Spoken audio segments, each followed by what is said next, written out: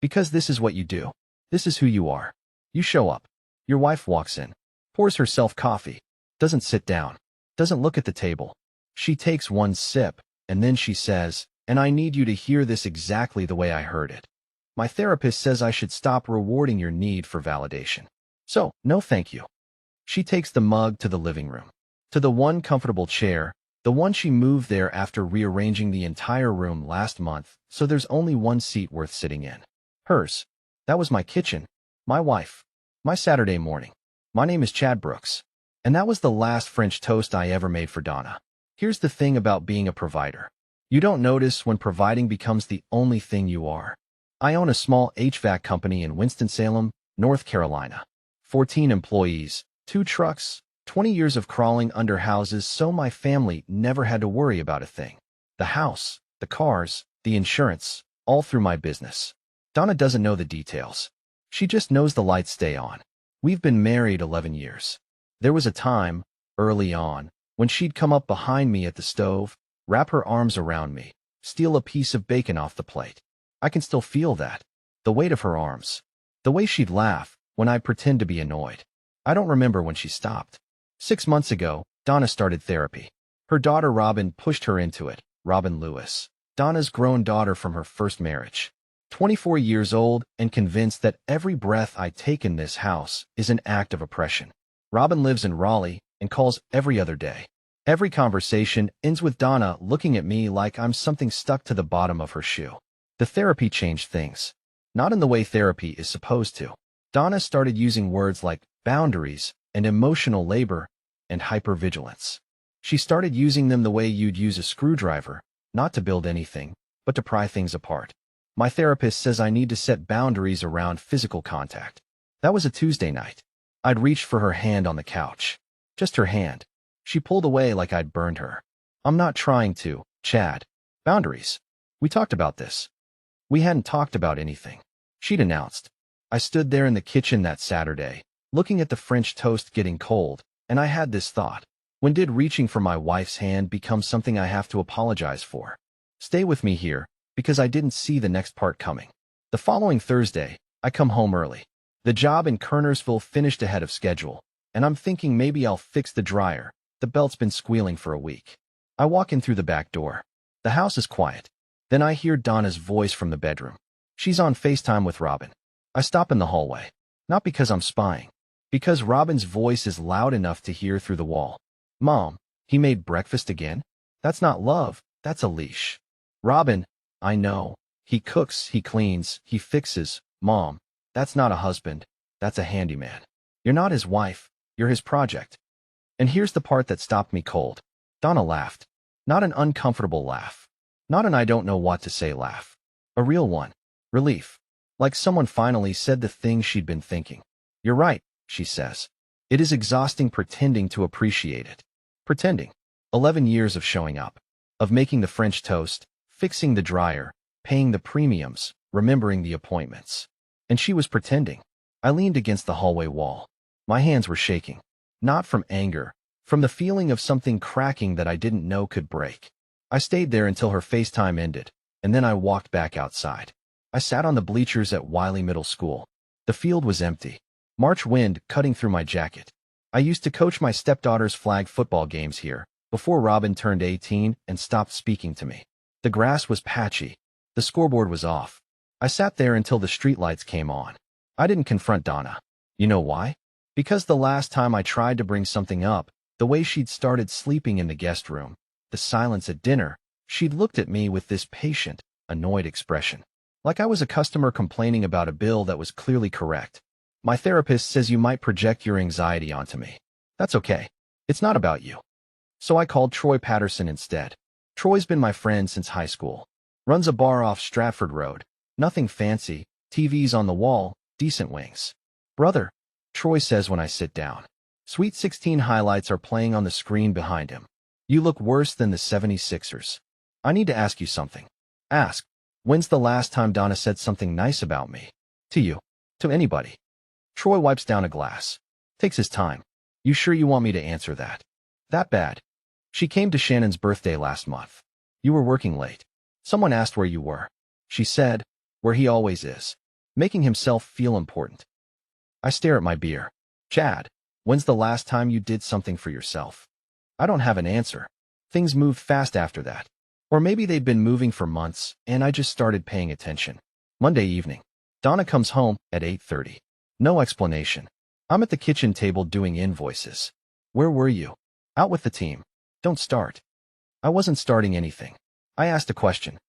My therapist calls that hypervigilance. Chad, you're monitoring me. She goes upstairs. I hear the shower. She hasn't asked me how my day was in 3 weeks. Wednesday. I'm going through our bank app. I see 3 Venmo payments to Jake Watson. $22, $18, $26. Coffee runs. Jake is Donna's coworker. The one she mentions at least twice a week. Jake brought the whole team lattes today. Jake doesn't expect anything in return. He just does nice things. Why can't you be more like Jake? The man who doesn't expect anything back apparently expects my wife to pay for his coffee. Who's Jake Watson? Donna looks up from her phone. I've told you about Jake. He's on my team. 3 Venmo payments in 2 weeks. For coffee. We take turns. The whole team does. The whole team. How many people on your team? Why are you interrogating me? I'm reading our bank statement. That's not an interrogation. She stares at me for a long moment. You know what your problem is, Chad? You think providing money means you own people. That one landed. I won't pretend it didn't. Thursday. I come home, and the bedroom is different. My nightstand, the one with the clock radio and my reading glasses, is gone. In its place, a small bookshelf. Donna's books, Donna's candle, Donna's lamp. Where's my nightstand? I moved it to the garage. I needed a reading nook. My therapist says I should create spaces that feel like mine. In our bedroom. It's a shared space, Chad. I'm allowed to use it. You replaced my side of the bed with your furniture. Don't be dramatic. It's a nightstand. I look at her. She's arranging books on the shelf like this is the most normal thing in the world. I walk downstairs, pour a glass of water, and stand at the kitchen sink drinking it slowly. The house I built. The bedroom I sleep in. And now my nightstand is in the garage because her therapist said she needs space that feels like hers. Everything in this house is hers. I just pay for it. Friday. Robin drives down from Raleigh for the weekend. From the moment she walks in, I'm furniture. She doesn't say hello. She sets her bag in the guest room. My nightstand is gone now, replaced by Donna's reading nook, and goes straight to her mother. Dinner that night. I cooked. Salmon, roasted vegetables, rice. Robin doesn't touch the salmon. Mom, you could do this on your own. You know that, right? Robin, I'm serious. The house is in your name too, right? Donna glances at me. Something flickers. She doesn't correct Robin. Actually, I say, the house is owned by Brooks HVAC. My business. Robin blinks. Donna looks at the table. So, Robin says, you hold the house over her head? I pay the mortgage through the company. It's a business asset. That's not holding anything over anyone. It's how it works. Sounds controlling to me. You're welcome to think that. Robin looks at Donna. Mom, are you hearing this? Donna picks up her plate. I'm not getting in the middle of this. She walks out. Robin follows. I sit at the table alone with 3 plates of food nobody wanted. Saturday morning. Robin's still here. I'm making pancakes, not for anyone, just because I woke up early and the griddle was out. Robin comes downstairs, sees me at the stove, and sits at the table without a word. She eats 2 pancakes. Doesn't say thank you. Doesn't say good morning. Then Donna comes down. She sees Robin eating. Something shifts in her face. Guilt, maybe. She pours coffee, stands behind Robin's chair, and touches my arm as she passes. Those look good, she says softly. I don't respond. Not out of anger. I just don't have anything left to say. Robin watches us. Mom, can we talk upstairs? They disappear for 40 minutes. When they come back, Donna's eyes are red, but her voice is steady. Chad, I think we should talk. About us. About what's working and what isn't. Okay, I'm here. Not now? Just soon. I want to do it right. For about 3 seconds, I feel something warm. Like maybe she heard something through Robin's noise. Maybe she looked at the pancakes and remembered who she married. Then Robin walks past me with her bag. At the door, she turns back. Mom, think about what I said. You deserve better than this. She doesn't look at me when she says it. She doesn't need to. And the warm thing in my chest goes cold. Here's where things shift. 2 weeks later, Donna makes an announcement. She sits me down on a Sunday evening. Her voice is calm, rehearsed. My therapist recommended a 30-day reset. No expectations, no pressure. I need to reconnect with myself. I'm moving into the guest room. For 30 days. It's what she recommends. Did your therapist say anything about us going together? This isn't about you, Chad. This is about me. She moves her things out of our bedroom that night. I watch her carry her pillow down the hall. Donna. She stops. Take the time you need. She nods. Something crosses her face. Surprise, maybe. Like she expected a fight. But I'm not fighting anymore. The next Saturday morning, I don't make French toast. I don't fix the leaking kitchen faucet. I get dressed, grab my keys, and drive to the community center on Polo Road. Woodworking class. Saturday mornings, 9 to noon. A guy named Randy Jackson runs it, retired carpenter, hands like leather, doesn't talk unless he has something worth saying. New here? Yeah. Pick a board. We'll start with a box. I pick a board. I sand it. The sawdust smells like something clean. Nobody asks me to fix anything. Nobody tells me my effort is a leash. By noon, I have 6 missed calls from Donna. I don't call back. I drive home the long way. Past the high school field. Past the house we almost bought when we first got married. A fixer-upper on Reynolda that needed new ductwork. I told Donna I could do it myself, save us 20 grand. She'd laughed and said, "That's why I married you. You fix everything." I remember the way she said it, like it was the best thing about me. Now it's the worst. Sunday morning. She's in the kitchen when I come down. "Where were you yesterday?" I called 6 times. Woodworking class. "Since when do you take woodworking?" "Since this week." "You didn't tell me. You moved to the guest room without asking me. I took a class without telling you. Seems fair." She stares. "That's not the same thing." "Okay. That's all you're going to say?" "Okay. What would you like me to say, Donna?" "I'd like you to act like this matters to you." "It does matter. That's why I went." She can't find the next line. I pour my coffee and walk past her. Over the next 2 weeks, something strange happens. Donna starts showing up. Not the therapy Donna, not the Robin Donna. The real one. Or what looks like the real one. She makes coffee for both of us on a Wednesday. Sets my mug on the counter without a word. Thursday, she sits on the arm of the couch, not her chair, the couch, and asks about a job I mentioned. The one in Clements. Did it go okay? It went fine. Good. Saturday. She's waiting when I get back from woodworking. She's made lunch. Nothing elaborate. Sandwiches, chips, iced tea on the porch. I thought we could eat together. If you want. I sit down. The tea is sweet. The way I like it. For a second, and I mean one real second, I think, maybe this is working.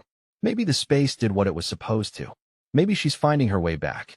Chad, I've been thinking. Maybe I was too harsh about the breakfast thing. The French toast. You were just being nice. Yeah, I was. I know. She reaches across the table. Touches my hand. I appreciate what you do. I do. And my chest opens up. 11 years of showing up, and all I ever needed was that sentence. Then her phone buzzes. She glances at it. Turns it face down. Who's that? Nobody. Robin. She picks up her sandwich. Doesn't look at me. I let it go. Because I want to believe this version. I need to. The next morning, I find Donna's phone on the bathroom counter. I'm not looking for anything. I reach for my toothbrush, and the screen lights up. The notification is from Jake Watson. Last night was really good. Same place Thursday? My hand stops. I read it twice. 3 times. Last night. She told me she was at a team dinner. Got home at 10. Kissed me on the cheek. Asked what I was watching on TV. Same place Thursday. I set the phone down exactly where it was. I brush my teeth. I rinse the sink. I look at myself in the mirror. Here's what I don't do. I don't throw anything. I don't wake her up. I don't call Troy and shout into the phone. What I do is drive to the bleachers at the high school field. Sit in the March cold. My phone's in my hand. An Allen Iverson documentary clip auto-plays from Trending. A man who gave everything to the game. I watch 30 seconds of it. Close the app. Then I think. I've been her utility bill. She only notices when the power goes out. And the power just went out. Monday. I call Tommy Sullivan. Tommy's a lawyer in Louisville. My accountant recommended him a year ago for a contract dispute that never happened. Tommy, I need some advice.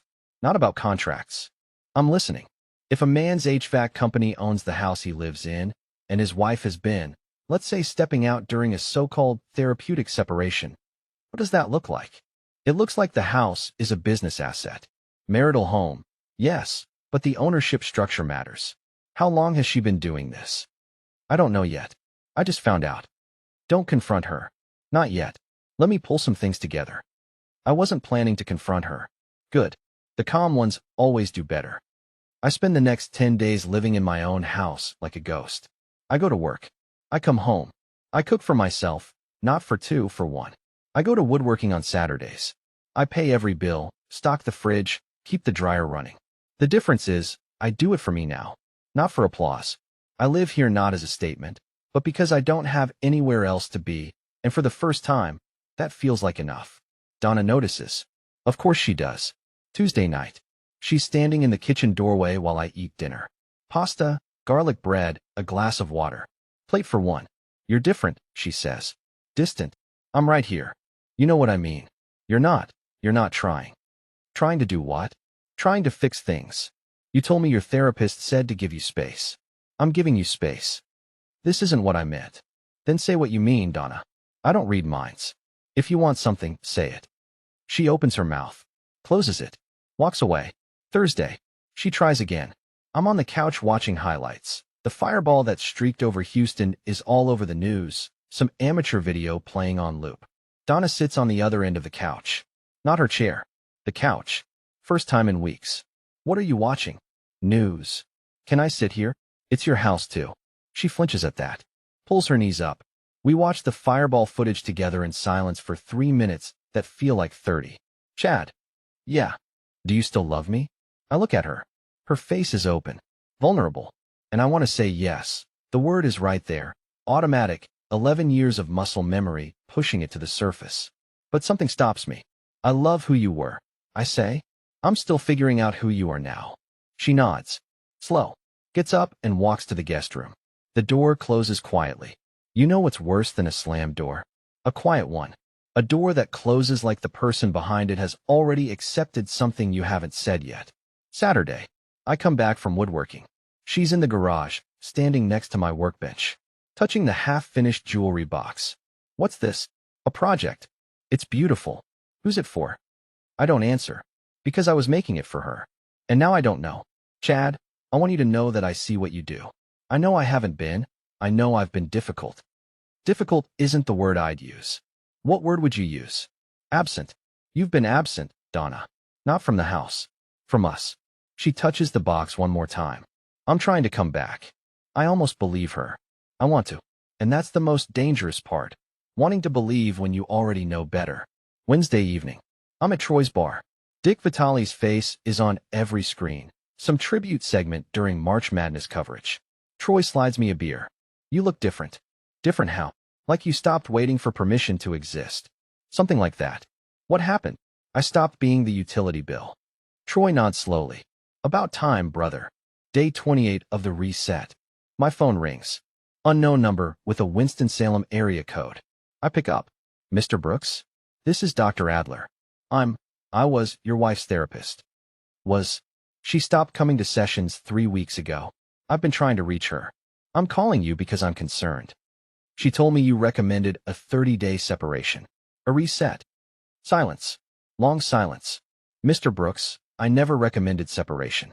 I recommended couples counseling. For both of you. Together. Donna's last session, we talked about inviting you in. She seemed open to it.